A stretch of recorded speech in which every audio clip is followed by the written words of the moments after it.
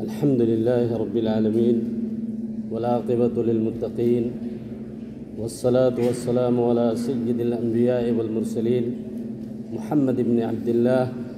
وعلى آله وأصحابه أجمعين ومن تبعهم بإحسان إلى يوم الدين أما بعد۔ محترم اساتذہ کرام و معلمات،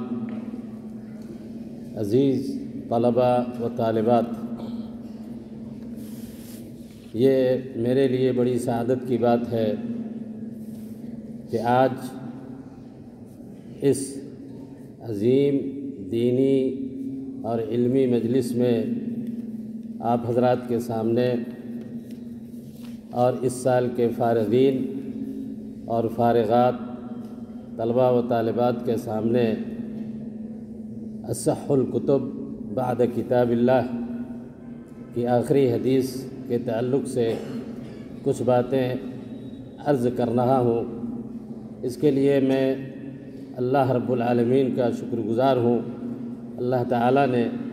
مجھے یہ سعادت نصیب فرمائی۔ عزیز طلبہ و عزیز طالبات، آج کی یہ مجلس کوئی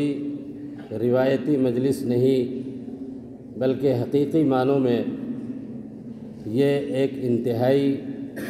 بابرکت اور مقدس مجلس ہے، اور اس کی برکت اور اس کی اہمیت کا اندازہ ہمیں اس حدیث سے ہوتا ہے جس میں نبی کریم صلی اللہ علیہ وسلم فرماتے ہیں کہ مجتمع قوم فی بیت من بیوت اللہ یتلون کتاب اللہ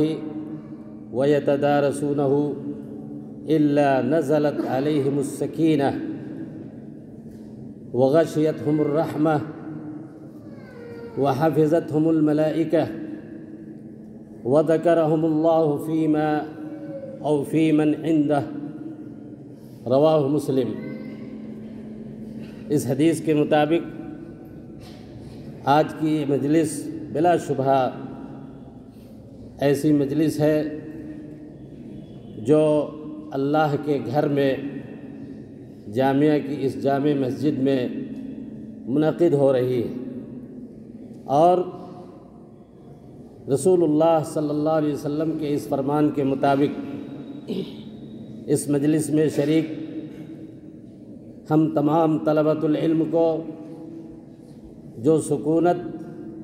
اور جو اطمینان ہے، اور اس بابرکت مجلس کی وجہ سے اللہ تعالیٰ کی رحمت اور فرشتوں کی حفاظت ہمیں حاصل ہے۔ ہم نہیں دیکھتے لیکن ہمارے نبی صلی اللہ علیہ وسلم کے اس فرمان پہ ہمارا یقین ہے، اور فرشتے اس مجلس میں ہماری حفاظت کے لیے موجود ہیں۔ اور سب سے بڑی بات یہ کہ اللہ تبارک و تعالی اس مجلس میں اس علمی اور دینی کام کی وجہ سے ہم لوگوں کو ملأ اعلیٰ میں یاد کرتا ہے، جیسا کہ نبی کریم صلی اللہ علیہ وسلم نے اس حدیث میں بیان فرمایا ہے۔ اس کے پیش نظر میری درخواست ہوگی آپ تمام حضرات سے جو اس مجلس میں شریک ہیں کہ انتہائی سکون کے ساتھ اور اس ایمان کے ساتھ کہ اس مجلس میں اللہ رب العالمین کی جو رحمتیں شامل ہیں، فرشتوں کا جو حصار شامل ہے، اس کی رعایت کرتے ہوئے ہماری ان چند باتوں کو بغور سنیں گے۔ حضرات گرامی، میں قبل اس کے کہ صحیح بخاری کی اس آخری حدیث کے سلسلے میں چند باتیں آپ کے سامنے رکھوں، محدثین کے طریقے کے مطابق میں یہ چاہتا ہوں کہ آج پہلی بار اس مجلس میں اس حدیث کو جس کو آپ حضرات نے سنا ہے، اپنی سند کے ساتھ نبی کریم صلی اللہ علیہ وسلم تک روایت کروں۔ میرے پاس جو سند حدیث کا اجازہ ہے اس کے مطابق میں اس حدیث کو روایت کرتا ہوں، آپ اس کو غور سے سنیں۔ میں نے صحیح بخاری کا درس استاد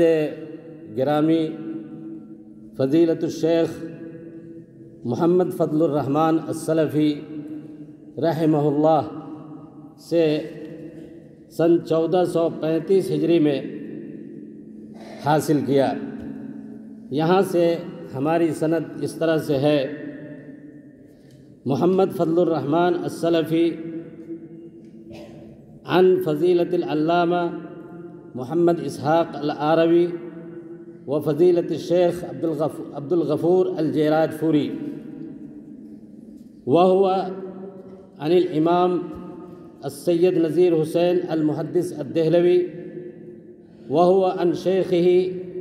محمد اسحاق الدہلوی، وهو عن شیخه المحدث عبد العزیز الدہلوی، وهو عن أبيه المحدث الشاہ ولی اللہ الدہلوی، وهو عن محمد بن إبراهيم أبي الطاهر المدني،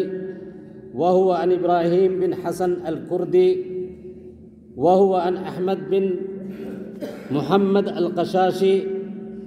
وهو عن أحمد بن علي بن عبد القدوس الشناوي، وهو عن محمد بن أحمد الرملي، وهو عن زكريا بن محمد الأنصاري، وهو عن أحمد بن علي بن حجر الأسقلاني، وهو عن عبد الرحيم بن حسين العراقي، وهو عن أحمد بن أبي طالب الحجار، وهو عن حسين بن مبارك الزبيدي، وهو عن عبد الأول بن عيسى السجزي، وهو عن عبد الرحمن بن مظفر الداودي، وهو عن عبد الله بن أحمد السرخسي، وهو عن محمد بن يوسف الفربري،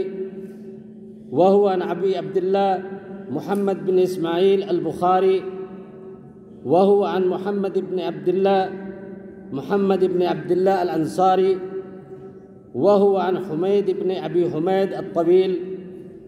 وهو عن أنس بن مالك، وهو عن محمد بن عبد الله رسول الله صلى الله عليه وسلم قال: كلمتان حبيبتان إلى الرحمن خفيفتان على اللسان ثقيلتان في الميزان سبحان الله وبحمده سبحان الله العظيم۔ محترم سامعین، اس سند اجازہ کے ساتھ اس حدیث کو پڑھنے کی جو برکت اور سعادت حاصل ہوئی، اس کے لیے ہم اللہ تعالیٰ کے شکر گزار ہیں۔ اور اب آپ کے سامنے بہت اختصار کے ساتھ اس حدیث کے تعلق سے چند باتیں میں رکھوں گا۔ سب سے پہلے امام بخاری رحمۃ اللہ علیہ نے اس حدیث کے اوپر جو باب قائم کیا ہے، اس میں جو باتیں کہی ہیں اس سلسلے میں اپنی گفتگو شروع کرنے سے پہلے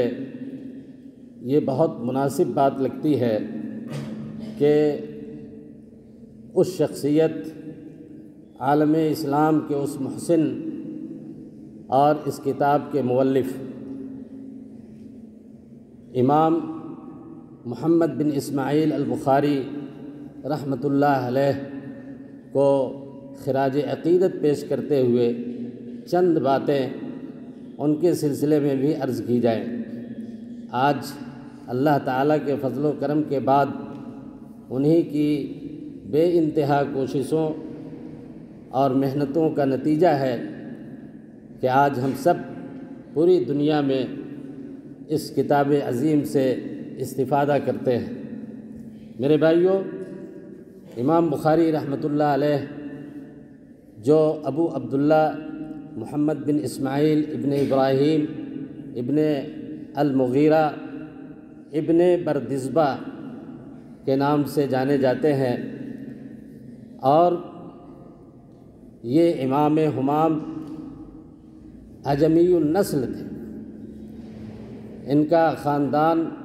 فارس سے تعلق رکھتا ہے۔ ان کے خاندان میں سب سے پہلے مغیرہ ابن بردزبہ نے اسلام قبول کیا۔ جس آدمی کے ہاتھ پہ انہوں نے اسلام قبول کیا ان کا نام یمان تھا، اور یمان الجوفی، اور اسی مناسبت سے امام بخاری کو جوفی بھی کہا جاتا ہے۔ امام بخاری کے سلسلے میں ایک بات کی وضاحت مناسب ہے۔ نبی کریم صلی اللہ علیہ وسلم کی ایک حدیث ہے جس کو امام مسلم نے اور دوسرے محدثین نے روایت کیا ہے۔ اس حدیث میں رسول اللہ صلی اللہ علیہ وسلم نے ارشاد فرمایا کہ لو كان الدین عند ثریا لذهب به رجل من ابناء فارس حتى يتناوله۔ مسلم کے الفاظ دوسرے ہیں، یہ الفاظ اس کے علاوہ متعدد حدیث کی کتابوں میں وارد ہیں۔ اس حدیث کا مفہوم یہ ہوا کہ اگر دین ثریا کے پاس بھی ہوتا تو فارس کا رہنے والا ایک شخص اس دین کو حاصل کرتا، اس دین کے لیے پوری طاقت اور پوری قوت صرف کر کے اس کو لے آتا اور دنیا کے سامنے پیش کرتا ہے۔ یہ حدیث امام بخاری رحمۃ اللہ علیہ پہ کلی طور پہ صادق آتی ہے۔ امام بخاری کے جو خدمات ہیں، آپ نے حدیث نبوی صلی اللہ علیہ وسلم کی حفاظت کے لیے جو کوششیں صرف کی ہیں، اور اس کے علاوہ اس امت کو جتنے علوم سے مستفید کیا ہے، ان ساری چیزوں کو سامنے رکھتے ہوئے بلا شبہ یہ بات کہی جا سکتی ہے کہ اس حدیث میں نبی کریم صلی اللہ علیہ وسلم نے جو پیشین گوئی فرمائی تھی وہ امام بخاری پہ صادق آتی ہے۔ یہ الگ بات ہے کہ ہمارے بعض مسلمان بھائی اس حدیث کے مصداق کو امام بخاری کے بجائے دوسرے بعض ائمہ کے اوپر منطبق کرنے کی کوشش کرتے ہیں، لیکن ایک صاحب علم اور عدل و انصاف کے تقاضے کو مد نظر رکھنے والا انسان امام بخاری اور ان کی مجہودات اور ان کی خدمات کو سامنے رکھے گا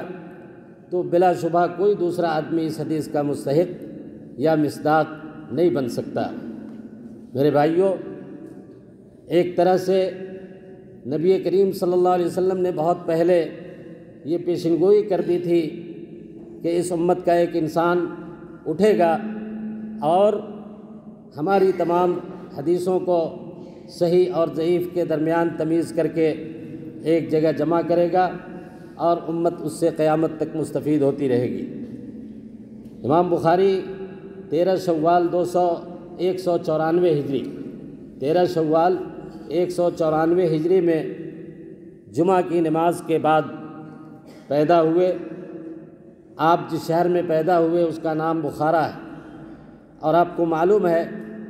کہ شہر بخارا اسلامی حکومت سے پہلے ساسانیوں کا دارالسلطنت رہا ہے بہت زمانے تک۔ خلافت بنو امیہ میں سب سے پہلے یہ علاقہ اور یہ خطہ اسلامی حکومت میں شامل ہوا، اور صحیح تاریخ کے مطابق حجاج ابن یوسف کے دور امارت میں مشہور مسلم قائد قتیبہ ابن مسلم نے سن 88 ہجری میں شہر بخارا کو اسلامی قلمرو میں شامل کیا ہے۔ میرے بھائیوں، یہ تاریخی شہر امام بخاری کی پیدائش سے پہلے اور اسلامی تاریخ کے حوالے سے پہلے سے انتہائی خوبصورت اور دنیا کے مشہور و معروف شہروں میں اس کا شمار ہوتا رہا۔ اس کی خوبصورتی کا اندازہ اس بات سے لگایا جا سکتا ہے کہ ایک فارسی کے ایک بہت مشہور شاعر حافظ شیرازی نے ایک بار یہ کہا تھا کہ اگر میرے محبوب سے میرا وصل ہو جائے، میری ملاقات ہو جائے، تو اس خوشی میں شہر بخارا اس کو ہدیہ کر دوں۔ فارسی کے اشعار میں، حافظ شیرازی کے اشعار میں یہ شعر بہت مشہور ہے: اگر آں ترک شیرازی بدست آرد دل مارا، بخال ہندوش بخشم سمرقندو بخارا را۔ اس سے اندازہ ہوتا ہے کہ یہ شہر بخارا کتنی زیادہ اہمیت کا حامل رہا ہے تاریخ کے اندر۔ میرے بھائیوں، اسی شہر میں امام بخاری رحمۃ اللہ علیہ پیدا ہوئے، اور امام بخاری کی وجہ سے اس شہر کو، اس خطے کو جو شہرت حاصل ہوئی، اس سے دنیا واقف ہے۔ اختصار کے ساتھ امام بخاری کے سلسلے میں کہنے کے لیے بہت ساری چیزیں ہیں، لیکن میں دو ایک باتیں آپ کے سامنے رکھوں گا، طلباء کے سامنے، خاص طور پہ فارغین طلباء کے سامنے، کہ امام بخاری نے اس علم کو کیسے حاصل کیا اور اللہ تبارک و تعالیٰ نے کیسے ان کی مدد کی۔ یہ آپ کو معلوم ہے کہ امام بخاری بچپن ہی سے اللہ تعالیٰ کی جانب سے ہبہ کردہ بے انتہائی ذہانت اور فطانت سے موصوف تھے۔ اللہ تعالیٰ نے ان کو یہ صلاحیت بے پناہ دے رکھی تھی۔ چنانچہ ان کا بیان ہے، ان کے ایک شاگرد ہیں محمد بن ابی حاتم الوراق، جنہوں نے ایک لمبی زندگی ان کے ساتھ گزاری ہے، سفر و حضر میں ان کے ساتھ رہے ہیں۔ وہ کہتے ہیں کہ امام بخاری کو علم حدیث یہ اللہ تعالیٰ کی طرف سے ہبہ کیا گیا ہے، الہام کیا گیا۔ امام بخاری کا ایک قول حافظ ابن حجر نے نقل کیا ہے کہ الہمت حفظ الحدیث وانا فی الکتاب، میں مکتب میں جب پڑھتا تھا تو اللہ تبارک و تعالیٰ نے مجھے الہام کیا کہ میں حدیث یاد کروں۔ ان کے شاگرد نے پوچھا کہ اس وقت آپ کی عمر کتنی تھی؟ تو کہا کہ 10 سنین، صرف 10 سال کی میری عمر تھی، اور اس الہامی علم کے نتیجے میں، اس وہبی علم کے نتیجے میں اور اس لدنی علم کے نتیجے میں امام بخاری رحمۃ اللہ علیہ نے حدیثوں کو حفظ کیا، اور تقریباً 12 سال کی عمر تک پہنچتے پہنچتے انہوں نے 70,000 حدیثیں یاد کر لی تھی۔ اور صرف حدیثیں نہیں، ان احادیث کے رجال، اس کی سند کے جو علل ہیں، اور ان تمام رجال کی تاریخ پیدائش، تاریخ وفات اور ان کے سوانح سے متعلق پوری تفصیلی معلومات امام بخاری رحمۃ اللہ علیہ نے اس عمر میں حاصل کیا تھا۔ امام بخاری جب بخارا میں پڑھ رہے تھے، یہ اس زمانے کی بات ہے جب امام بخاری کی عمر 12 سال سے کم تھی۔ اس سلسلے میں حافظ ابن حجر نے ایک واقعہ نقل کیا کہ ان کے ایک استاد جن کا نام علامہ الداخلی ہے، بہت بڑے امام تھے حدیث کے، اس درس میں امام بخاری شریک ہوئے۔ ان کے درس میں استاد نے ایک حدیث بیان کی، اور حدیث کی سند کچھ اس طرح سے پڑھی کہ سفیان عن ابی الزبیر عن ابراہیم، اور اس کے بعد اس سند سے انہوں نے حدیث روایت کی۔ امام بخاری نے کھڑے ہو کر کے مجلس میں یہ اعتراض کیا اور کہا کہ یہ سند صحیح نہیں ہے۔ سناٹا چھا گیا۔ ایک بچہ ایک اتنے بڑے محدث اور عالم کے سامنے یہ کہہ رہا ہے کہ آپ نے جو حدیث پڑھی ہے اور اس کی جو سند آپ نے بیان کی ہے یہ صحیح نہیں ہے۔ استاد نے بچہ سمجھ کر ان کو ڈانٹ دیا، بٹھا دیا، لیکن وہ یہ کہنے سے نہیں چونکے کہ استاد محترم اگر آپ کے پاس اصل کتاب ہے تو آپ رجوع کر لیں، میں نے جو کہا ہے وہ صحیح ہے۔ امام داخلی نے درس بند کیا، کمرے میں گئے اور اصل کتاب دیکھا تو اس میں وہی بات ملی جو امام بخاری نے کہی تھی۔ امام بخاری آنے کے بعد انہوں نے امام بخاری سے پوچھا کہ آپ بتائیں کہ سند جو میں نے پڑھی ہے اس میں کیا غلطی ہے؟ امام بخاری نے کہا کہ آپ نے یہ روایت سفیان عن ابی الزبیر سے بیان کیا، جبکہ یہ روایت سفیان عن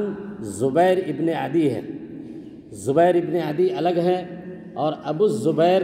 یہ دوسرے راوی ہیں۔ عزیز طلبہ و طالبات، اس سے اندازہ ہوتا ہے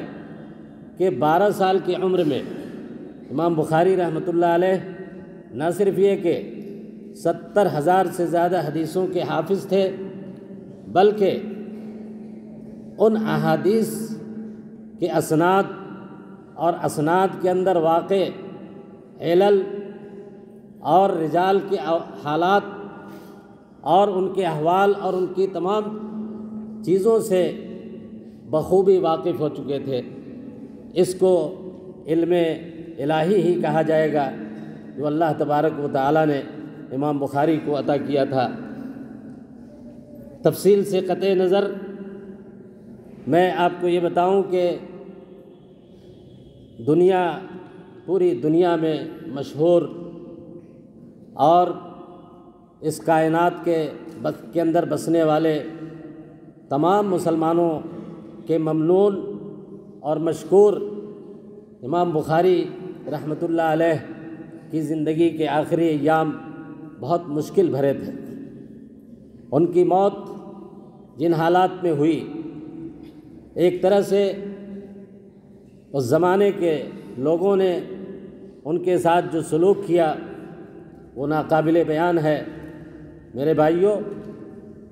طلب علم کے راستے میں انسان کو کب اور کس مرحلے میں کس مصیبت سے دوچار ہونا پڑے، اس کے لیے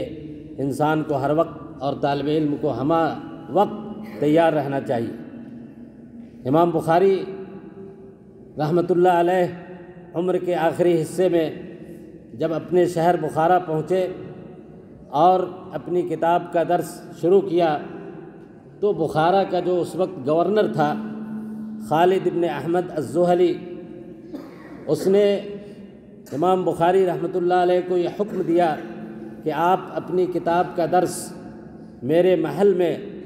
حاضر ہو کر میرے گھر والوں کو دیا کریں، ہفتے میں کم از کم 1 بار یا 2 بار۔ اس موقع پہ امام بخاری نے ایک بہت تاریخی جملہ کہا اور اس جملے کو طلباء کو ہمیشہ یاد رکھنا چاہیے۔ امام بخاری نے یہ کہا تھا کہ لا احمل العلم الى ابواب السلاطین، لا احمل العلم الى ابواب السلاطین، میں علم کو ذلیل نہیں کرنا چاہتا۔ علم ایک انتہائی شریف اور اللہ تعالیٰ کا بہت بڑا عطیہ ہے، اس کی ذلت میں برداشت نہیں کر سکتا۔ بادشاہوں کے دروازوں پہ حاضر ہونا اور علم کو لے جا کر کے وہاں پروسنا، میں اس کو اپنی بھی توہین سمجھتا ہوں اور علم کی بھی توہین سمجھتا ہوں۔ امام بخاری نے انکار کر دیا اور اس کے نتیجے میں امام بخاری کے خلاف سازشیں کی گئی ان کو انہی کے شہر سے دربدر کر دیا گیا۔ بے کسی کے عالم میں امام بخاری ایک چھوٹے سے گاؤں پہنچے جس کا نام خرتنگ ہے، اور اسی گاؤں میں بے سر و سامانی کے عالم میں بغیر کسی مدد کے اور ہزاروں اور لاکھوں شاگرد رکھنے کے باوجود تنہائی کے عالم میں اپنے ایک رشتہ دار غالب ابن جبریل کے گھر میں آخری سانس لی۔ اس موقع پہ امام بخاری نے یہ کہا تھا کہ اے اللہ، آج یہ سرزمین اپنی وسعت کے باوجود میرے لیے تنگ ہو چکی ہے، اے اللہ مجھے اب اس دنیا سے اٹھا لے، مجھے اپنے پاس بلا لے۔ اور راوی کا بیان ہے کہ اس کے 1 مہینے کے اندر اندر امام بخاری رحمۃ اللہ علیہ اس دنیا سے رخصت ہو گئے۔ امام بخاری کی وفات عید الفطر کی رات میں سن 256 ہجری میں ہوئی۔ امام بخاری رحمۃ اللہ علیہ نے جو کتابیں ہمارے لیے چھوڑی ہیں ان کی تعداد تقریباً 24 ہیں، جن میں سب سے مشہور و معروف کتاب صحیح بخاری ہے، جس سے آج ہم لوگ استفادہ کر رہے ہیں۔ میرے بھائیوں، ضرورت تو اس بات کی تھی کہ صحیح بخاری کے سلسلے میں کچھ باتیں کی جاتی، لیکن وقت اس کا متحمل نہیں ہے۔ بس آپ اتنا سمجھیں کہ صحیح بخاری کی مزیت کے لیے اور اس کی فضیلت اور اس کی اہمیت کے لیے بس اتنی بات کافی ہے کہ پوری امت کا، اور اس پوری امت کے اندر ہر مسلک، ہر مکتب فکر کے لوگ شامل ہیں،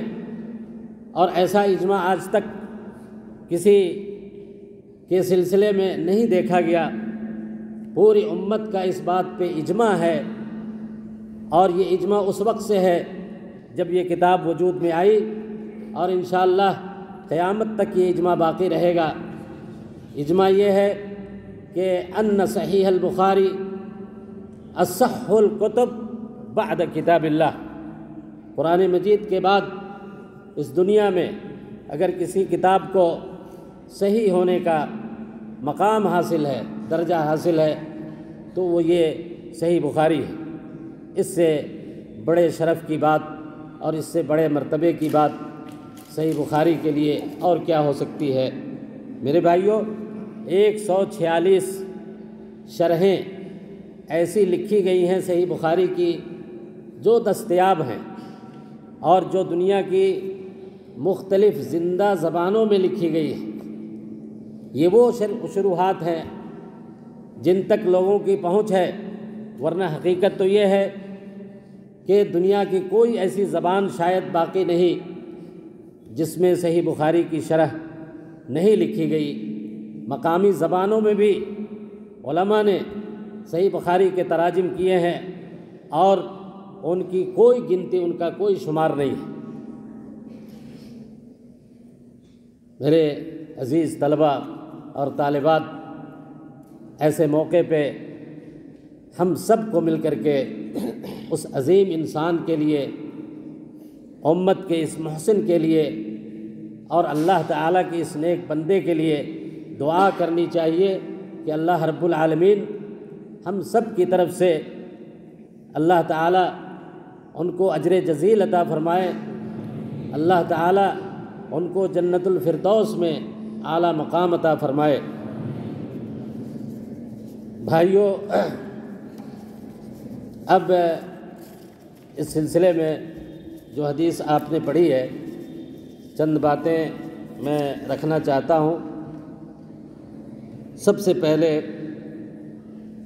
اس حدیث کی جو سند ہے اس میں امام بخاری نے 4 روات کا تذکرہ کیا ہے، یعنی امام بخاری نے اس حدیث کو 4 واسطے سے نبی کریم صلی اللہ علیہ وسلم سے سنا ہے۔ اس میں ایک راوی ہیں احمد ابن اشکاب، دوسرے راوی ہیں محمد ابن فضیل، اور تیسرے راوی ہیں عمارہ ابن قعقاع اور چوتھے راوی ہیں ابو زرعہ۔ روات پہ تفصیلی گفتگو کی گنجائش نہیں ہے۔ اس سند میں ایک راوی ایسے ہیں جن کا نام ذکر نہیں کیا گیا ہے، اور وہ ہیں ابو زرعہ۔ ابو زرعہ کے لقب سے دو بڑی شخصیتیں منسوب ہیں یا معروف ہیں۔ یہاں پہ یہ وضاحت ضروری ہے کہ یہ ابو زرعہ الرازی نہیں ہیں جو کتب جرح و تعدیل میں جن کی طرف بہت سارے اقوال منسوب ہیں اور جو اپنے زمانے کے عظیم محدث تھے، بلکہ یہ ابو زرعہ یہ تابعی ہے، حضرت ابو ہریرہ رضی اللہ تعالیٰ عنہ کے شاگرد ہیں اور اپنی کنیت سے ہی مشہور ہیں۔ ویسے ان کا نام حرم یا حرم چھوٹی ہا سے بیان کیا گیا ہے۔ حرم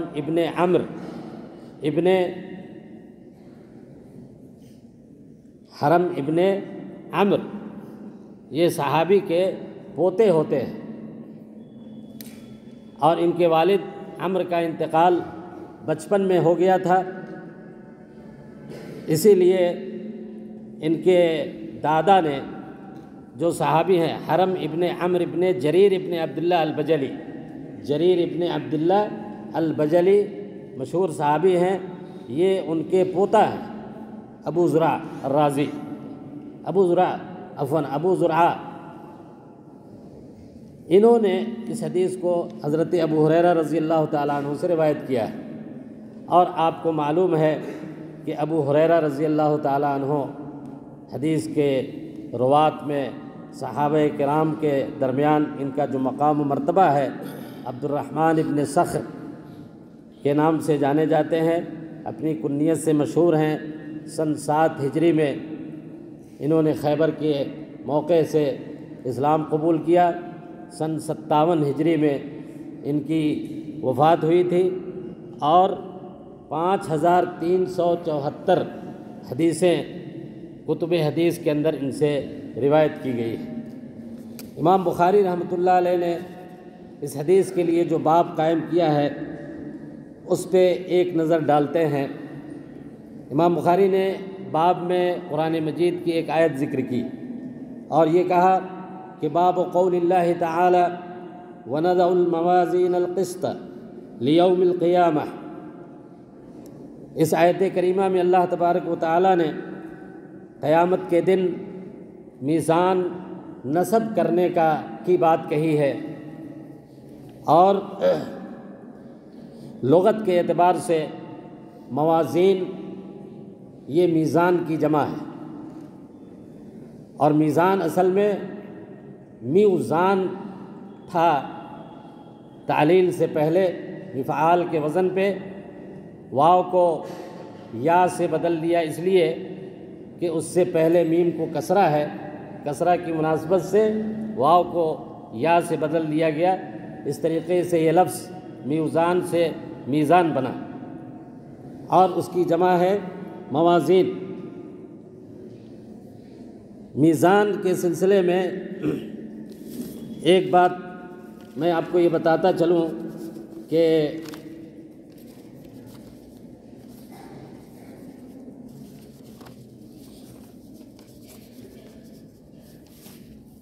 قیامت کے دن اللہ رب العالمین بندوں کے اعمال کو وزن کرنے کے لیے جو میزان قائم کرے گا وہ میزان ایک ہوگا یا اس کی تعداد ایک سے زائد ہوگی۔ قرآن کی اس آیت کریمہ میں جمع کا صیغہ استعمال کیا گیا ہے، وَنَضَعُ الْمَوَازِينَ الْقِسْطَ، تو ظاہری اعتبار سے ایسا لگتا ہے کہ متعدد میزان ہوں گے، لیکن صحیح قول اور راجح قول یہ ہے کہ قیامت کے دن اللہ تبارک و تعالی جو میزان قائم کرے گا وہ ایک ہی میزان ہوگا، اور اسی قول کو حافظ ابن حجر نے اور دوسرے محدثین نے راجح قرار دیا ہے۔ ایسی صورت میں یہاں پہ جمع لانے کی دو توجیحات بیان کی گئی ہیں۔ پہلی کہ یہ جمع کا صیغہ اللہ تبارک و تعالیٰ نے اس اعتبار سے ذکر کیا کہ اعمال، انسانوں کے اعمال جو تولے جائیں گے، جن کا وزن کیا جائے گا، تو اعمال کی کثرت اور افراد کی کثرت کے اعتبار سے یہ لفظ لایا گیا ہے، جمع کا صیغہ استعمال کیا گیا ہے۔ اور اس کے لیے قرآن مجید کے اندر دلیل موجود ہے۔ قرآن مجید میں اللہ تعالیٰ نے فرمایا وَأَمَّا مَنْ خَفَّتْ مَوَازِينُهُ، یہاں پہ موازین سے مراد ترازو نہیں بلکہ اعمال مراد ہے، جن کے اعمال ہلکے ہوں گے۔ تو معلوم ہوا کہ اعمال کے تعدد اور اس کی کثرت کے اعتبار سے اللہ تبارک و تعالیٰ نے اس لفظ کو جمع استعمال کیا ہے۔ دوسری توجہ یہ کی گئی کہ موازین کا لفظ جمع اس لیے لایا گیا کہ اس سے تعظیم مراد ہے۔ میزان کی عظمت کا لحاظ کرتے ہوئے، اس کی اہمیت کا لحاظ کرتے ہوئے اللہ رب العالمین نے اس لفظ کو جمع استعمال کیا ہے، اور اس کی دلیل قرآن مجید کے اندر موجود ہے۔ اللہ رب العالمین نے قرآن مجید میں ایک جگہ کہا کہ وَكَذَّبَتْ قَوْمُ نُوحٍ الْمُرْسَلِينَ، كَذَّبَتْ قَوْمُ نُوحٍ الْمُرْسَلِينَ، نوح کی قوم نے مرسلین یعنی رسولوں کو جھٹلایا۔ اور یہ معلوم ہے کہ قوم نوح میں ایک ہی نبی بھیجے گئے تھے، ہے نا۔ یہاں پہ مرسلین کا جو لفظ اللہ تعالیٰ نے استعمال کیا ہے، یہ اس اعتبار سے ہے، اس نبی کی عظمت کے اعتبار سے، اس نبی کی شان اور اس کے بلند مقام اور مرتبے کے اعتبار سے جمع کا صیغہ استعمال کیا گیا ہے۔ اور عربی زبان میں ایسی مثالیں بڑی ہیں، بہت زیادہ ہیں، کہ ایک شخص کی تعظیم کے لیے ہم لوگ جمع کا صیغہ استعمال کرتے ہیں۔ ابشروا، افعلوا، جب کسی بڑے آدمی کو کوئی کام کرنے کے لیے کہا جاتا ہے تو واحد کے بجائے اس کے لیے جمع کا صیغہ استعمال کیا جاتا ہے۔ عزیز طلبہ و طالبات، اس آیت کریمہ میں اللہ تعالیٰ نے موازین کی ایک صفت بیان کی ہے، القسط، وَنَضَعُ الْمَوَازِينَ الْقِسْطَ۔ یہ لفظ بظاہر واحد ہے ظاہری طور پہ، اور یہ موازین کے صفت کے طور پہ استعمال، موازین جمع ہے اس لیے اس کی صفت بھی جمع ہونی چاہیے تھی، لیکن یہ واحد ہے، اور اس کی وجہ یہ ہے کہ یہ لفظ مصدر ہے، اور مصدر کے بارے میں آپ جانتے ہیں کہ المصدر لا یذکر ولا یونث ولا یجمع، مذکر جو ہے مؤنث کے لیے، مذکر کے لیے، تثنیہ کے لیے، جمع کے لیے مصدر کا استعمال ہوتا ہے۔ تو اس اعتبار سے اللہ تبارک و تعالیٰ نے القسط کا لفظ استعمال کیا، نضع الموازین القسط، ہم انصاف کے ترازو قائم کریں گے۔ بعض علماء نے اس کی ایک دوسری توجہ بھی کی ہے، یہ لکھا کہ القسط یہاں پہ مضاف الیہ، اور اس کی مضاف جو ہے نا محذوف ہے، نضع الموازین ذوات القسط، تو مضاف کو حذف کیا جاتا ہے عربی قاعدے کے اندر، اور ایسی مثالیں عربی گرامر میں موجود ہے۔ ایک تیسری توجہ بھی بعض علماء نے یہ کی ہے کہ القسط یہاں پہ صفت نہیں بلکہ مفعول لہو یا مفعول لاجلہ ہے۔ معنی یہ ہے کہ وَنَضَعُ الْمَوَازِينَ لِأَجْلِ الْقِسْطِ، ہم ترازو کو قائم کریں گے انصاف کی خاطر، لِأَجْلِ الْقِسْطِ۔ تو اس طرح سے یہ لفظ اللہ تبارک و تعالیٰ نے جو استعمال کیا ہے وہ اپنی جگہ پہ معنی کے اعتبار سے، لغت کے اعتبار سے اور ہر اعتبار سے صحیح ہے۔ اسی طریقے سے میرے عزیز طلبہ، اس میں امام بخاری رحمۃ اللہ علیہ نے اس لفظ کی وضاحت کرتے ہوئے یہ بیان کیا کہ مجاہد نے یہ کہا ہے کہ القسطاس رومی زبان میں عدل کے معنی میں آتا ہے۔ گویا کہ یہ لفظ رومی زبان کا لفظ ہے جس کو عربی زبان میں استعمال کیا، اور اس لفظ کو اللہ تبارک و تعالیٰ نے قرآن میں استعمال کیا، وزنوا بالقسطاس المستقیم۔ تو قسطاس کے معنی آتے ہیں عدل کے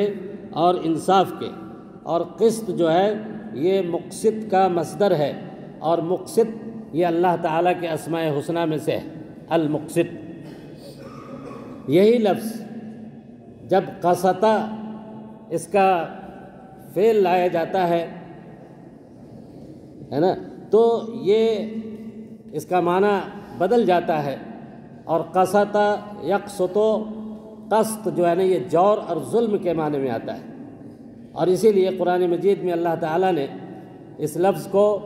اس دوسرے معنی کے لیے بھی استعمال کیا۔ قرآن میں اللہ تعالیٰ نے فرمایا کہ وَأَمَّا الْقَاسِطُونَ فَكَانُوا لِجَهَنَّمَ حَطَبًا، اور مقسط کے معنی میں انصاف، اقساط کے معنی میں جب آتا ہے انصاف کے معنی میں، اس کو بھی اللہ تعالیٰ نے قرآن مجید کے اندر فرمایا ان اللہ یحب المقسطین۔ تو اقساط اور مقسط، اور یہ جب حمزہ جو ہے اس پہ داخل کریں گے اقسطہ، تو یہ معنی کو سلب کر لیتا ہے اصلی معنی کو، اور پھر اس صورت میں یہ ظلم کے معنی میں آتا ہے۔ اسی لیے امام بخاری نے کہا کہ والقاسط الجائر واما القاسط فهو الجائر۔ قاسط یہاں پہ ظالم کے معنی میں۔ بعض لوگوں نے کہا کہ یہ لفظ جو ہے القسط یہ لغت ازداد میں سے ہے۔ لغت ازداد کا مطلب یہ ہوتا ہے کہ ایک لفظ ایک دوسرے کے مخالف معنی میں استعمال ہوتا ہے، بالکل الٹے معنی میں۔ جیسے مثال کے طور پہ قسط، تو یہ ظلم کے معنی میں بھی اور عدل کے معنی میں بھی آتا ہے۔ تو ظلم یہ عدل کا متضاد ہے، مخالف ہے، اور ایسے الفاظ عربی زبان کے اندر مستعمل ہیں جن کو ہم لغت ازداد میں سے شمار کرتے ہیں۔ میرے بھائیوں،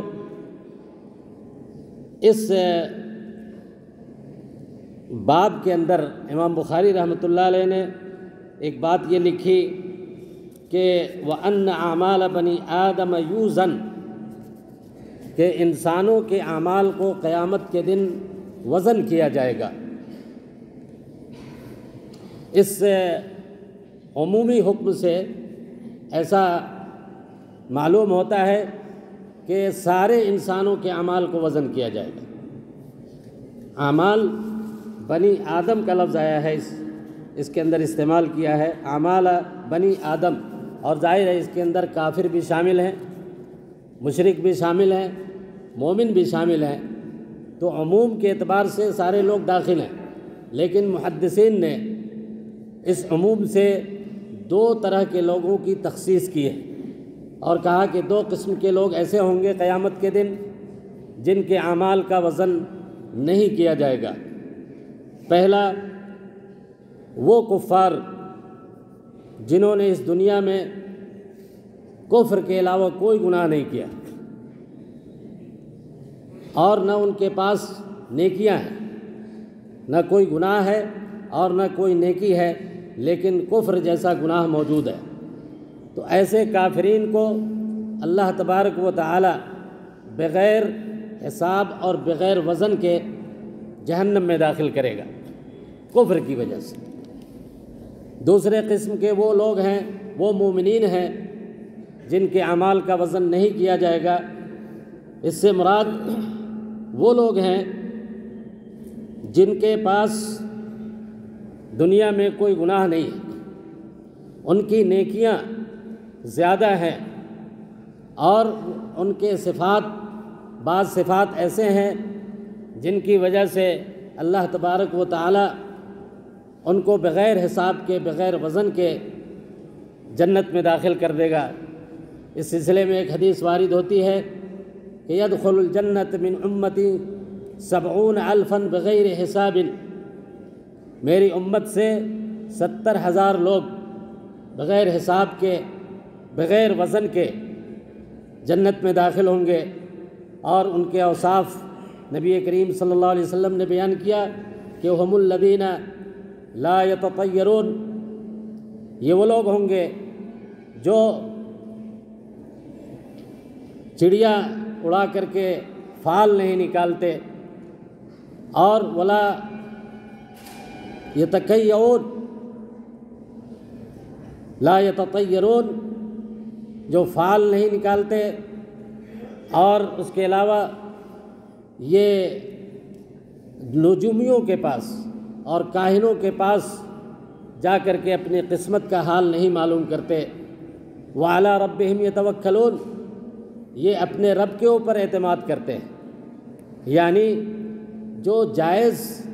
علاج ہے جھاڑ پھونک کا، جس کی شریعت نے اجازت دے رکھی ہے، اس کو بھی یہ نہیں کرتے، اس کے بجائے کلی طور پہ اللہ تبارک و تعالیٰ پہ اعتماد کرتے ہیں۔ ایسے لوگوں کو اللہ تعالیٰ بغیر حساب و کتاب کے جنت کے اندر داخل کرے گا۔ تو معلوم یہ ہوا کہ اعمال کا وزن قیامت کے دن جو ہوگا، اس میں دو طرح کے لوگ ایسے ہیں جن کے اعمال وزن نہیں کیے جائیں گے، اور بغیر وزن کیے ہوئے ان کے اعمال کو، ان کو جہنم اور جنت میں داخل کر دیا جائے گا۔ سوال یہ پیدا ہوتا ہے کہ کفار اور مشرکین کے اعمال کو وزن کیوں کیا جائے گا جب وہ کافر ہیں، مشرک ہیں، اور ان کے لیے جہنم متعین ہے؟ تو اس سلسلے میں علماء نے یہ صراحت کی ہے کہ کفار کے اعمال کا وزن ثابت ہے، قرآن مجید سے بھی ثابت ہے، اور عقلاً بھی، اس لیے تاکہ وہ انسان قیامت کے دن اپنی آنکھوں سے اس بات کا مشاہدہ کرے کہ اس کے اعمال اس دنیا میں کیسے تھے، تاکہ اس کے اوپر حجت قائم کی جا سکے، اور وہ مشاہدے اور دلیل کی بنیاد پہ عذاب کا مستحق ہے۔ وہ یہ نہ کہہ سکے کہ ہمیں نہیں پتہ کہ ہماری دنیا میں کیا اعمال تھے اور ہمیں کس چیز کی سزا دے دی گئی۔ تو اس بنیاد پہ عقلاً بھی یہ بات ثابت ہے، اور قرآن مجید میں اللہ تبارک و تعالیٰ نے ایک جگہ فرمایا ہے کہ فمن ثقلت موازینہ فاولئک هم المفلحون ومن خفت موازینہ فاولئک الذین خسروا انفسهم، اور اخیر میں اللہ تعالیٰ نے کہا الم تکن آیاتی تتلی علیکم فکنتم بہا تکذبون۔ اس آیت میں ایسے لوگوں کا تذکرہ ہے جنہوں نے دنیا میں اللہ کی قرآن کو جھٹلایا، نبی کو جھٹلایا، یعنی کفر کیا، اور ان کے بارے میں اللہ تعالیٰ فرماتا ہے کہ ومن خفت موازینہ۔ تو اس کا مطلب یہ ہوا کہ کافروں کے اعمال کا بھی وزن قیامت کے دن ہوگا۔ یہ جمہور علماء کی رائے ہے جو میں نے آپ کے سامنے رکھی ہے۔ ویسے اہل سنت والجماعت کے بعض علماء نے کفار کے اعمال کے وزن کا انکار بھی کیا ہے، اور کہا کہ اس کی کوئی ضرورت نہیں ہے، اس لیے کہ کافر کافر ہوتا ہے اور وہ اپنے کفر کی وجہ سے جہنم کا مستحق ہے، تو اس لیے اس کے اعمال کے وزن کا کوئی معنی نہیں ہے۔ اور اس کے لیے انہوں نے قرآن مجید کی اس آیت کو بطور دلیل بھی پیش کیا ہے، جس میں اللہ تعالیٰ نے فرمایا کہ فَلَا نُقِيمُ لَهُمْ يَوْمَ الْقِيَامَةِ وَزْنًا، ہم قیامت کے دن ان کا کوئی وزن نہیں رکھیں گے، یا ان کا کوئی وزن نہیں ہوگا، ان کی کوئی حیثیت نہیں ہوگی قیامت کے دن۔ ایک حدیث میں اللہ کے نبی صلی اللہ علیہ وسلم نے فرمایا کہ لا یزن عند اللہ جناح بعوضۃ، کافر مشرک چاہے دنیا میں کتنا ہی لہیم و شہیم، کتنا بڑا ہی کیوں نہیں ہو، قیامت کے دن اس کا وزن ایک مکھی کے برابر بھی نہیں ہوگا، ایک مکھی کے برابر بھی اس کا وزن نہیں ہوگا۔ تو اس سے معلوم ہوتا ہے کہ ان کے اعمال کے وزن کرنے کی کوئی ضرورت نہیں ہے۔ یہ دوسری رائے ہے۔ حافظ ابن حجر رحمۃ اللہ علیہ نے اور دوسرے محدثین علماء نے پہلی رائے کو راجح قرار دیا، اور کہا کہ یہاں پہ جو انکار کیا گیا ہے وزن اعمال کا، اس سے مراد ان کی حقارت کو بیان کرنا ہے، ان کے اعمال کی حقارت کو بیان کرنا ہے، وزن کا انکار نہیں ہے، اور یہی چیز صحیح اور راجح ہے۔ میزان جس کے ذریعے اللہ تبارک و تعالی قیامت کے دن اعمال کو وزن کرے گا، اس عقیدے کے اوپر اہل سنت والجماعت کا اجماع ہے، اتفاق ہے کہ اللہ تعالی ہمارے اعمال کو قیامت کے دن وزن کرے گا۔ اس سلسلے میں بعض فرقوں نے میزان کا انکار بھی کیا ہے۔ مثال کے طور پہ معتزلہ نے کہا کہ میزان کی کوئی حقیقت نہیں ہے، یا میزان کا معنی وہ نہیں ہے جو لوگوں نے بیان کیا۔ انہوں نے میزان کے معنی عدل کے بیان کیے، انصاف کے بیان کیے، اور حقیقی میزان کا انہوں نے انکار اس لیے کیا، ان کی دلیل یہ ہے کہ یہ جو اعمال ہیں، انسان دنیا میں جو عمل کرتا ہے، جیسے نماز پڑھتا ہے، روزے رکھتا ہے، یا دوسرے کار خیر انجام دیتا ہے، یہ اعمال حسی نہیں ہیں، یہ اعراض ہیں، یہ نظر نہیں آتے، اور اعراض جو ہوتے ہیں، جو چھوئے نہیں جا سکتے، جو دیکھے نہیں جا سکتے،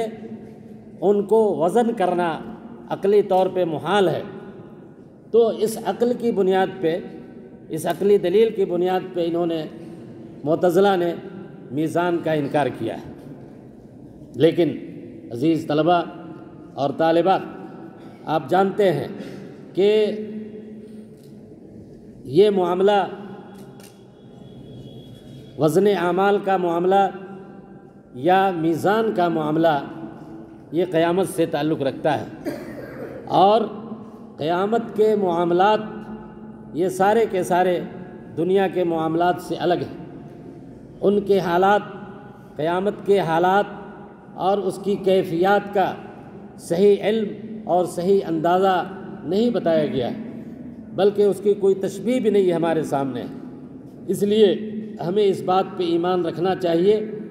کہ اللہ تبارک و تعالی میزان کے ذریعے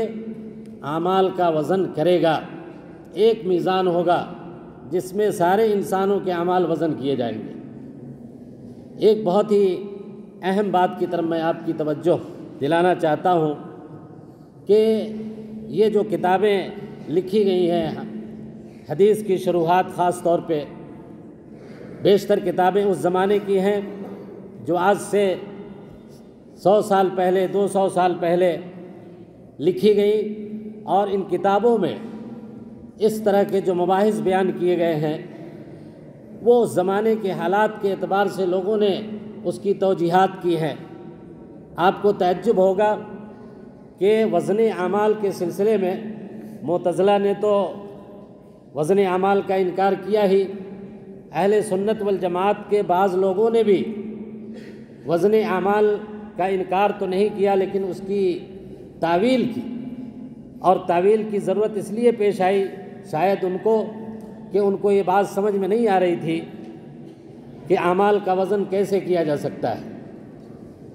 ہم آج کی تاریخ میں اللہ تبارک و تعالی نے ہمیں جس دور میں پیدا کیا ہے، ہم اس چیز کو بہت اچھی طرح سمجھ سکتے ہیں اور جان سکتے ہیں کہ اعمال ہی نہیں، آج کی دنیا میں ایسی ایسی چیزوں کا وزن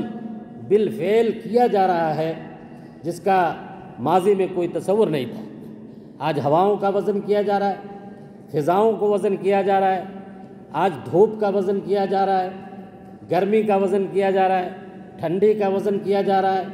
گرد و غبار کا وزن کیا جا رہا ہے۔ یہ وہ چیزیں ہیں جو اعراض ہیں، جو محسوس نہیں ہیں۔ اس لیے نبی کریم صلی اللہ علیہ وسلم نے اور اللہ تبارک و تعالی نے شریعت کے مسائل جو بیان کیے ہیں، قیامت کے تعلق سے جو باتیں بیان کی ہیں،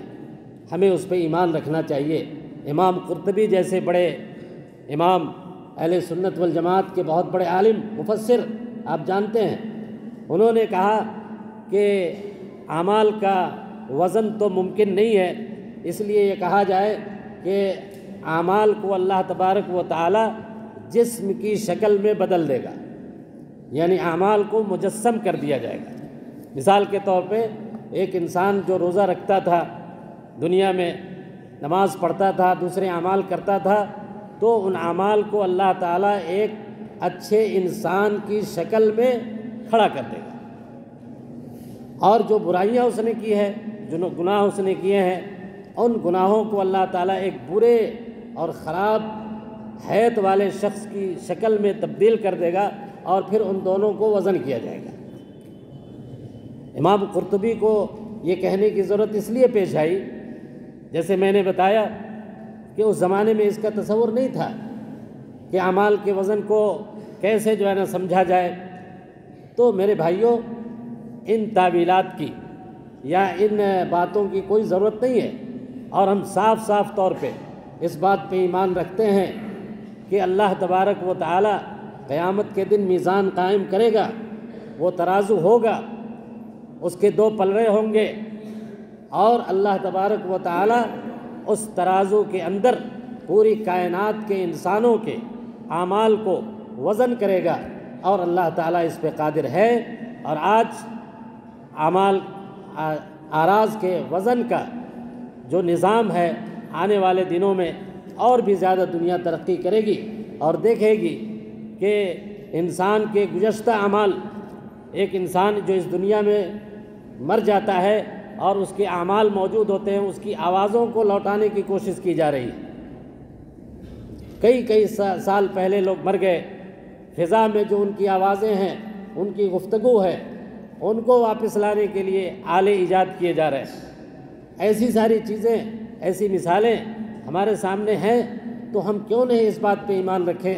کہ اللہ تبارک و تعالیٰ قیامت کے دن میزان قائم کرے گا اور اس میں ہمارے اعمال کو وزن کرے گا۔ یہ نہ عقلاً محال ہے، اور نہ شرعاً، اور نہ اس کے تعویل کی کوئی ضرورت ہے، نہ اس کی توجیہ کی کوئی گنجائش ہے۔ میرے بھائیوں، اس کے بعد جو حدیث آپ نے پڑھی ہے، اس حدیث کے بارے میں 2-3 باتیں کہہ کے میں اپنی بات ختم کروں گا۔ حدیث میں اللہ کے نبی صلی اللہ علیہ وسلم نے یہ فرمایا کہ کلمتان حبیبتان الی الرحمن خفیفتان علی اللسان ثقیلتان فی المیزان سبحان اللہ وبحمدہ سبحان اللہ العظیم۔ ترکیب کے اعتبار سے یہ جو جملہ ہے، اس جملے کے اندر کلمتان یہ خبر ہے، کلمتان یہ خبر ہے، اور حبیبتان خفیفتان ثقیلتان یہ اس خبر کی صفت واقع ہوئی ہے، اور اس کی مبتدا اخیر میں لائی گئی ہے، اور مبتدا ہے سبحان اللہ وبحمدہ سبحان اللہ العظیم۔ عربی زبان میں ایک قاعدہ ہے کہ جب سامع کو، سننے والے کو مبتدا کی تشویق میں مبتلا کرنا ہوتا ہے تو اس کو مؤخر کرتے رہتے ہیں، اس کی خبر کو پہلے بیان کر دیتے ہیں، اور مبتدا کو مختلف اوصاف کے ساتھ مؤخر کرتے ہیں، تاکہ سننے والے کے اندر یہ شوق پیدا ہو کہ آخر مبتدا میں کون سی بات کہی گئی ہے جو ابھی نہیں آ رہی ہے۔ تو عربی زبان اور عربی بلاغت کے اندر یہ چیز معروف ہے، اور اسی اعتبار سے اس حدیث کے اندر نبی کریم صلی اللہ علیہ وسلم نے پہلے خبر کو بیان کیا اور مبتدا کو مؤخر کر دیا ہے۔ تو یہ جملہ جو ہے نا، جملہ اسمیہ کہلاتا ہے، جو مبتدا اور خبر سے بنتا ہے۔ خبر مقدم ہے اور مبتدا مؤخر ہے۔ دوسری بات کہ اس میں ایک لفظ آیا ہے حبیبتان، کلمتان حبیبتان۔ اچھا، کلمہ، یہاں پہ کلمہ جس کو کہا جا رہا ہے وہ ہے سبحان اللہ وبحمدہ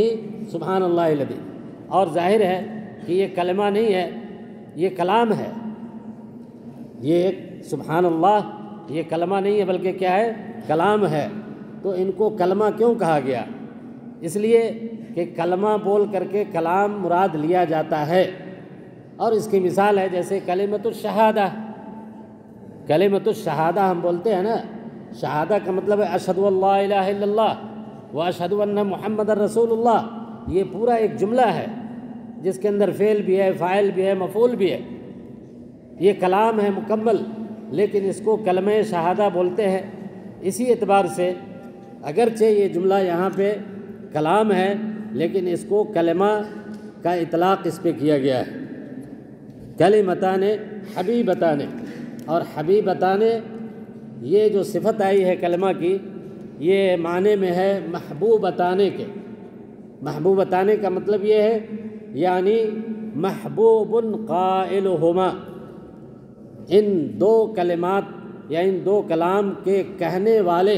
اللہ تبارک و تعالیٰ کے نزدیک محبوب ہیں۔ اچھا، یہاں پہ ایک اور بات جو قابل توجہ ہے کہ اللہ یا رسول اللہ صلی اللہ علیہ وسلم نے اس حدیث کے اندر کلمتان حبیبتان الی الرحمن، اللہ تعالیٰ کے نام میں سے الرحمن کی تخصیص کیوں کی؟ ہونا یہ چاہیے تھا کہ اللہ کا جو اصلی نام ہے اللہ، لفظ اللہ، تو یہ کلمتان حبیبتان الی اللہ کے بجائے الی الرحمن کا استعمال اس لیے کیا گیا کہ یہ جو جملہ ہے، یہ جو کلام ہے، اور اس میں جو بات کہی جا رہی ہے وہ اللہ تعالیٰ کی رحمت سے زیادہ قریب ہے۔ یعنی اللہ تعالیٰ کی رحمت ہے انسانوں کے اوپر کہ وہ انسان اس دنیا میں چھوٹے سے کلمے کو ادا کرتا ہے تو اللہ تعالیٰ اپنی رحمت سے اور اپنے فضل و کرم سے آخرت میں اس کو اتنا بڑا ثواب عطا کرے گا۔ اس رحمت کی بنیاد اور اس کی مناسبت کی وجہ سے یہاں پہ اس حدیث کے اندر اللہ کے بجائے الرحمن کا لفظ استعمال کیا گیا ہے۔ دوسرا جملہ ہے ثقیلتان خفیفتان علی اللسان۔ خفیفتان علی اللسان کا مفہوم یہ ہے کہ یہ دو چھوٹے چھوٹے جملے ہیں، اور یہ جملے ایسے ہیں کہ جن کا ادا کرنا ہر انسان کے لیے انتہائی آسان ہے۔ زبان پہ اس کی ادائیگی اور اس کا حفظ انسان کے لیے مشکل نہیں ہے، آسان ہے، اسی لیے ان کو خفیفتان علی اللسان اور ثقیلتان فی المیزان جو جملہ ہے یہی باب سے متعلق ہے۔ آپ کو معلوم ہے کہ امام بخاری جب کوئی باب قائم کرتے ہیں اور اس باب کے تحت کوئی حدیث بیان کرتے ہیں تو اس حدیث کا باب سے گہرا تعلق ہوتا ہے نا۔ تو باب کے اندر امام بخاری نے وزن اعمال کا باب قائم کیا ہے کہ انسانوں کے اعمال کا وزن کیا جائے گا، اور اس کے لیے یہ حدیث پیش کی ہے۔ اس حدیث میں جو محل شاہد ہے وہ ہے ثقیلتان فی المیزان، یعنی انسانوں کے اعمال جب وزن کیے جائیں گے تو یہ دو کلام یا دو کلمے یہ بہت زیادہ وزن کے اعتبار سے بھاری ہوں گے۔ میرے بھائیوں، یہاں پہ آپ کو یہ بھی بتاتا چلوں کہ آپ حدیث کے اس جملے پہ غور کیجئے، کلمتان حبیبتان الی الرحمن خفیفتان علی اللسان ثقیلتان فی المیزان۔ حدیث کے اس جملے میں نبی کریم صلی اللہ علیہ وسلم جن کو جوامع الکلم سے نوازا گیا تھا، آپ کی باتیں جوامع الکلم ہوا کرتی تھی، چھوٹے چھوٹے جملوں میں انتہائی عظیم باتیں آپ بیان کرتے تھے، اور بلا تکلف آپ کے الفاظ ایسے وزنی اور ایسے سلیقے سے ادا ہوتے تھے جس کے لیے آپ کوئی تکلف نہیں کرتے تھے۔ کہنے کا مقصد یہ ہے کہ ایک حدیث میں نبی کریم صلی اللہ علیہ وسلم نے لچھے دار گفتگو یا وزن کے ذریعے الفاظ کو استعمال کرنے، مسجع کلام کو آپ نے ناپسند فرمایا ہے، اور ایک موقع سے آپ نے فرمایا کہ سجعن کا سجع الکہان او کہان، ہے نا۔ آپ نے گفتگو سنی ایک آدمی کی جو بڑے خوبصورت اور وزنی جملے اس نے استعمال کیے، تو آپ نے فرمایا تھا کہ یہ کاہنوں کی طرح اس کے الفاظ ہیں، اس کی باتیں ہیں، اس میں بہت زیادہ جو ہے نا ایسے الفاظ استعمال کیے ہیں جو سجعی الفاظ ہیں، تو گویا کہ آپ نے اس کو ناپسند کیا۔ یہاں بھی اس حدیث میں ایک طرح سے بلاغت کی جو بحث ہے سجا کی، وہ ساری چیزیں یہاں پہ پائی جاتی ہیں، اس لیے اس کے بارے میں یہ کہا جائے گا کہ نبی کریم صلی اللہ علیہ وسلم نے جس سزا سے منع فرمایا ہے اس سے مراد وہ سزا ہے جو انسان بتکلف ادا کرتا ہے، لکھتا ہے، قصداً اس کو الفاظ لے کر کے آتا ہے اور اس کے وزن پہ اس کو جوڑ کر کے بناتا ہے جس میں تکلف ہو، اور جو ایسے ہی عفواً بغیر کسی قصد و ارادہ کے، بغیر تکلف کے اگر آ جائے، وزن کے الفاظ آ جائیں تو وہ ممنوع سزا نہیں ہے۔ اور دوسرے یہ کہ نبی کریم صلی اللہ علیہ وسلم کی جو ممانعت ہے سزا کے سلسلے میں، وہ باطل چیزوں کے لیے ہے، حق کے لیے نہیں ہے۔ حق بات کو اگر اچھے خوبصورت انداز میں، سزا کے انداز میں، وزن کے انداز میں اور ہم وزن اور بامانہ کلمات کے ساتھ اگر ادا کریں تو اس کی ممانعت اسلام کے اندر نہیں آئی ہے۔ اس لیے ہمیں نبی کریم صلی اللہ علیہ وسلم کے ان الفاظ پہ غور کرنا چاہیے۔ میرے بھائیوں، حدیث کے اندر جو ہے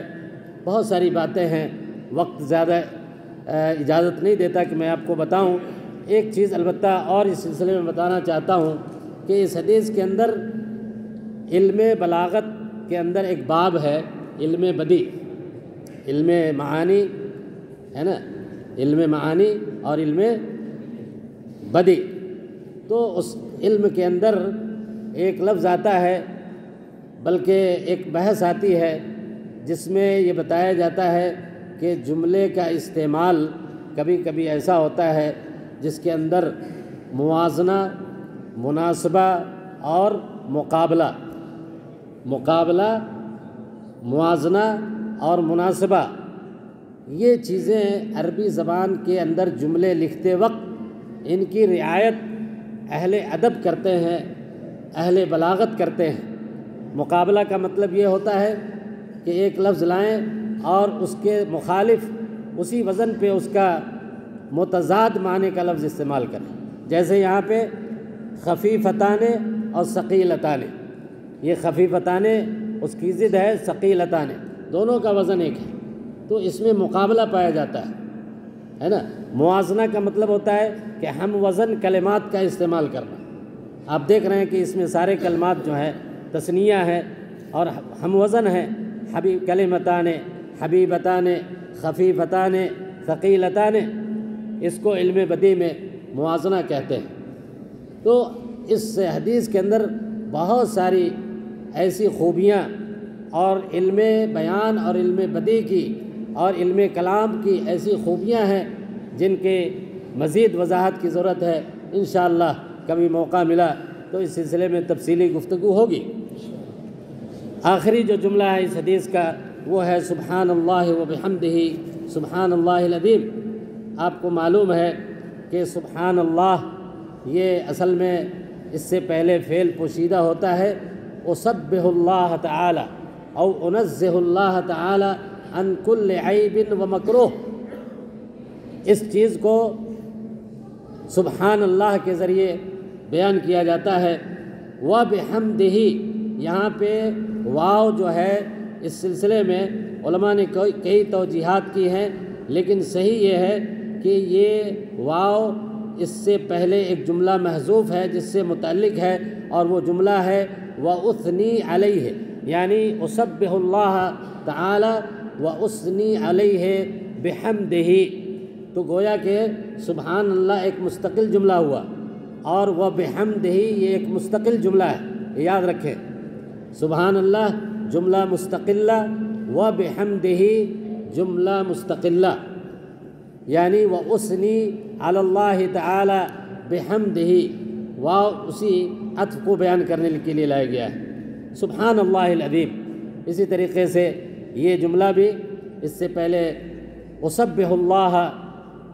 العظیم، اللہ تعالیٰ کی صفت جو ہے نا یہاں پہ بیان کی گئی ہے۔ ان بعض وضاحتوں کے بعد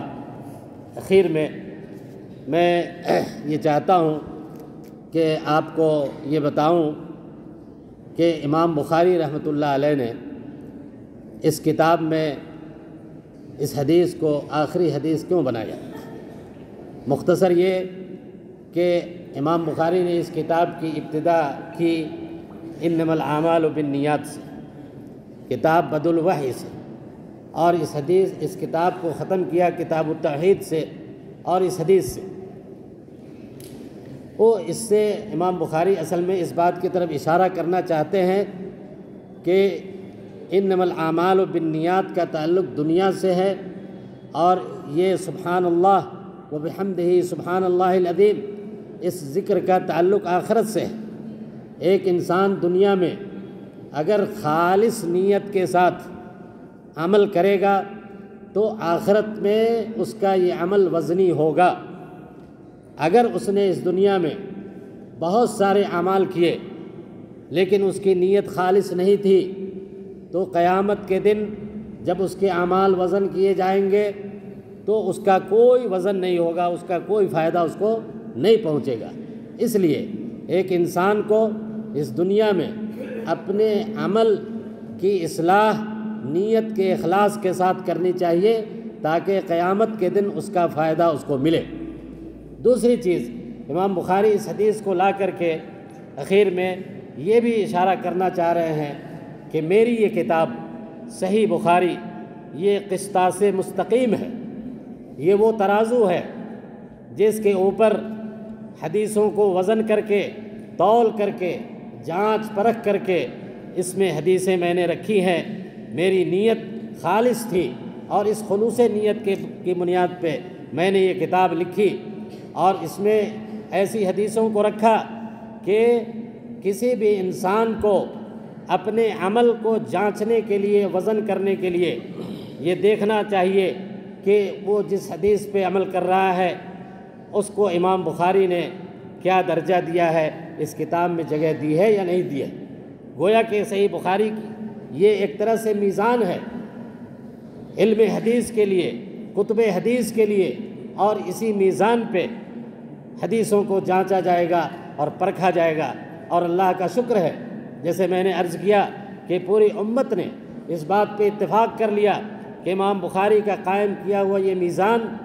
یہ ہمیں قبول ہے اور ہم اس کو مانتے ہیں اور اس کی حجیت کے قائل ہیں، اور اس میں وارد ایک ایک حدیث کو ہم صحیح پاتے ہیں اور اس پہ عمل کرنا ہم ضروری سمجھتے ہیں۔ یہ امام بخاری اس حدیث کو لا کر کے اس کی طرف اشارہ بھی کرنا چاہتے ہیں۔ میرے بھائیوں، اور اسی طریقے سے امام بخاری اس حدیث کے اندر ہم پڑھنے والوں کو، ہم طلبۃ العلم کو یہ بھی بتانا چاہتے ہیں کہ ایک انسان کو اس دنیا میں ہمیشہ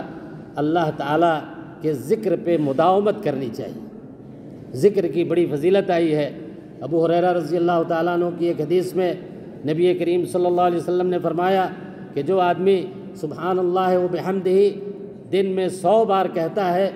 تو اللہ تعالیٰ اس کے گناہوں کو مٹا دیتا ہے، چاہے وہ سمندر کے جھاگ کے برابر کیوں نہیں اس کے گناہ۔ تو یہ جو کلمات ہیں چھوٹے چھوٹے ہے نا، یہ جو ذکر ہے اللہ تعالیٰ کا، ہمیں اس پہ مداومت کرنی چاہیے۔ اور اس حدیث سے ہمیں یہ بھی معلوم ہوا میرے عزیز طلبہ کہ اصل کامیابی آخرت کی کامیابی ہے، اصل کامیابی آخرت کی کامیابی ہے، اور یہ کامیابی ہمیں اس وقت ملے گی جب ہمارے اعمال صحیح ہوں گے، جب دنیا میں ہماری نیتیں صحیح ہوں گی، تب اس کا فائدہ ہمیں آخرت پہ ملے گا اور ہم لوگ وہاں پہ اس سے فائدہ اٹھا سکیں گے، ورنہ ہمارے یہ اعمال ہمارے کسی کام کے نہیں ہوں گے اگر ہماری نیت خالص نہیں ہوئی اور ہم نے اپنی نیتوں کو صحیح نہیں کیا۔ اس لیے میں سب سے پہلے اپنے آپ کو اور اس کے بعد آج کے درس میں شریک اپنے عزیز طلبہ کو اور طالبات کو اور آپ سب کو، تمام سامعین کو یہ وصیت کرنا چاہتا ہوں کہ ہم سب سے پہلے علم کے باب میں اپنی نیت کو خالص کریں، اخلاص پیدا کریں، اور اللہ تعالیٰ نے جو وعدہ کیا ہے علم کے باب میں ہماری کامیابی کا، دنیاوی اور اخروی کامیابی کا، ہم اس پہ یقین رکھیں اور اخلاص کے ساتھ اپنے عمل میں لگیں۔ اور اس کے ساتھ ساتھ میں دوسری وصیت یہ کرنا چاہتا ہوں کہ میرے عزیز طلبہ، علم کا حاصل عمل ہوتا ہے، علم کا جو حاصل ہے وہ عمل ہے۔ علم اگر آپ نے بے شمار حاصل کیا اور آپ کی زندگی اگر عمل سے خالی ہے تو اس علم کا کوئی فائدہ نہیں۔ آپ دنیا میں جائیں گے آج کے بعد، جامعہ سے فراغت کے بعد، تو دنیا آپ کے عمل کو دیکھے گی، آپ کے علم کو بعد میں دیکھے گی۔ آپ کے عمل کے ذریعے یہ جاننے کی کوشش کرے گی کہ یہ طالب علم کس ادارے سے فارغ ہے، یہ طالب علم کیسا ہے، اس کے اخلاق اور اس کے سلوک کیسے ہیں۔ اس لیے جو کچھ آپ نے سیکھا ہے اس کو عملی جامہ پہنائیں، عمل کریں۔ عمل کے بغیر کوئی چیز حاصل نہیں ہوتی۔ اور اخیر میں یہ کہ ہم سب کو چاہیے، یہ ہماری وصیت ہے کہ ہم اس جامعہ میں پڑھتے ہیں جو جامعہ کتاب و سنت پہ قائم ہے۔ اس کے بانی علامہ ڈاکٹر محمد لقمان السلفی رحمہ اللہ نے اس جامعہ کی بنیاد کتاب و سنت پہ رکھی ہے۔ کتاب و سنت ہمارا مرجع ہونا چاہیے، اور ہم زندگی کے جس میدان میں بھی رہیں ہمیشہ اس بات کو سامنے رکھیں کہ ہمارے لیے حجت صرف اور صرف قرآن مجید اور احادیث نبویہ ہیں، اور ہم ان دونوں کو ہر حال میں ترجیح دیں گے۔ دنیا کے کسی بھی قول پہ، کسی بھی انسان کے قول پہ، کسی بھی انسان کے فکر پہ ہمیں قرآن اور حدیث کو ترجیح دینی ہے۔ ہمیں کبھی مرغوب نہیں ہونا ہے کتاب و سنت کو لے کر کے، اور کسی انسان کے قول سے یا اس کے فکر سے۔ آج دنیا کے اندر بہت سارے افکار پھیلائے گئے ہیں، رائج کر دیے گئے ہیں، کتاب و سنت کی تخفیف کی جا رہی ہے۔ میرے بھائیوں اور عزیز طالبات، ضرورت ہے کہ اس مشن کو جس سے آپ جڑے ہیں اور جس علم کو آپ نے حاصل کیا ہے امت تک پہنچائیے، کہ ہماری نجات کے لیے جو چیز کافی ہے وہ صرف اور صرف کتاب و سنت پہ عمل ہے۔ کتاب و سنت کو پکڑ کر کے ہی ہم دنیا میں اور آخرت میں کامیابی حاصل کر سکتے ہیں۔ انہی چند کلمات پہ اور کو تکلیف دیا، اس کی معذرت کے ساتھ بات میری تھوڑی طویل ہو گئی۔ میں اپنی بات کو ختم کرتا ہوں۔ اللہ رب العالمین سے دعا کرتا ہوں اللہ کو اس مجلس میں کہی گئی باتوں میں سے اچھی باتوں کو لینے اور ان پہ عمل کرنے کی توفیق عنایت فرمائے۔ وآخر دعوانا ان الحمد للہ رب العالمین۔ والسلام علیکم ورحمۃ اللہ وبرکاتہ۔